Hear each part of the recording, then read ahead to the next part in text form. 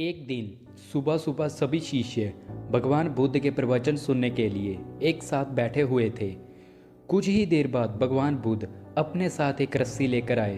भगवान बुद्ध अपने आसन पर बैठे और उन्होंने रस्सी में एक के बाद एक 3 गांठ लगा दी।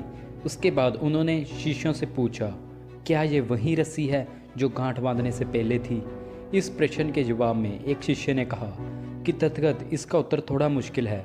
यह हमारे देखने के तरीके पर भी निर्भर करता है।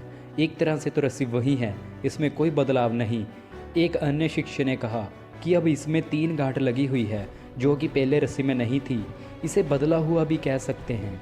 कुछ शिष्यों ने कहा, वास्तव में मूल रूप से रस्सी वही है लेकिन बदली हुई दिख रही है, लेकिन इसका मूल स्वरूप बदला नहीं है। शिष्यों की बात सुनकर बुद्ध ने कहा कि आप सभी सही बोल रहे हैं, अब मैं इन गांठों को खोल देता हूँ। यह बोलकर बुद्ध रस्सी के दोनों सिरों को खींचने लगे। बुद्ध ने पूछा, क्या इस प्रकार से रस्सी की गांठें खुल जाएगी? सभी शिष्यों ने कहा, नहीं, ऐसा करने से तो गांठें और ज़्यादा कस जाएगी, इन्हें खोलना और मुश्किल हो जाएगा।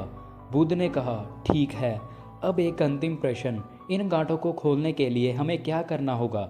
शिष्यों ने कहा, हमें इन गांठों को ध्यान से देखना होगा जिससे हम जान सकें इन्हें कैसे लगाया गया है। इसके बाद हम गांठें आसानी से खोल सकते हैं। बुद्ध इस जवाब से संतुष्ट हो गए। उन्होंने कहा, ये सही बात है, हम परेशानियों में फंसे रहते हैं और बिना कारण जाने ही उनका हल खोजने लगते हैं, जबकि हमें पहले समस्याओं के मूल को समझना चाहिए। जब समस्या की वजह समझ आ जाएगी, उन्हें सुलझाना बहुत ही आसान हो सकता है।